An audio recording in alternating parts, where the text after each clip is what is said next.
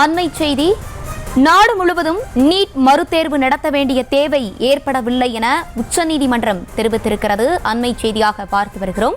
2 இடங்களில் மட்டுமே நீட் வினாத்தாள் கசிந்துள்ளது என்பது உண்மை எனவும் உச்சநீதிமன்றம் தெரிவித்திருக்கிறது.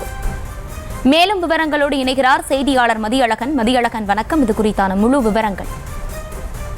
நீட் தேர்வு தொடர்பாக உச்சநீதிமன்றத்தில் மனுக்கள் தாக்கல் செய்யப்பட்டுள்ளன. அந்த மனுக்கள் மீதான விசாரணை தொடர்ச்சியாக நடைபெற்று வந்த நிலையில் தற்பொழுது வழக்கினுடைய விசாரணை ஆகஸ்ட் 21ஆம் தேதிக்கு ஒத்திவைக்கப்பட்டிருக்கிற நிலையில் இந்த விவகாரத்தில் தற்பொழுது இடைக்கால உத்தரவினை உச்சநீதிமன்ற தலைமை நீதிபதி டி.ஒய். சந்திரசூட் தலைமையிலான அமர்வு பிறப்பித்திருக்கிறது. அதில் நீட் தேர்வில் ஒட்டுமொத்த நடைமுறைகளையும் மீறும் விஷயங்கள் நடந்துள்ளது என்பதற்கு தேவையான போதுமான ஆதாரங்கள் தற்பொழுது வரை இல்லை என தலைமை நீதிபதி அமர்வு குறிப்பிட்டு இருக்கிறது. மேலும் இந்த விவகாரம் தொடர்பாக ஐஐடி மெட்ராஸ் வழங்கிய அறிக்கையை தாங்கள் ஆய்வு செய்திருப்பதாகவும் தெரிவிக்கப்பட்டிருக்கிறது.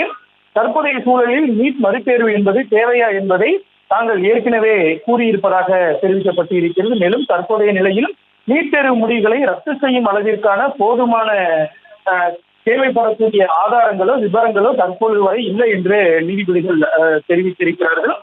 மேலும் இந்த விவகாரம் தொடர்பாக வழக்கின் விசாரணை ஆகஸ்ட் 21ஆம் தேதிக்கு ஒத்திவைக்கப்படுவதாக நீதிபதிகள் தெரிவித்திருக்கிறார்கள். தற்போதைய சூழலில் நீட் தேர்வு ஏற்கனவே நடைபெற்ற நீட் தேர்வை ரத்து செய்யக்கூடிய மனுக்கள் மீது இடைக்கால உத்தரவு பிறப்பிக்கப்பட்டு இருக்கிறது. அதில் நீட் தேர்வு இடைக்கால ரத்து கிடையாது, அதே போல முடிவுகளும் ரத்து செய்யப்படாது என்றும் உச்சநீதிமன்றம் தற்பொழுது அறிவித்திருக்கிறது. தகவலுக்கு நன்றி மதியழகன்.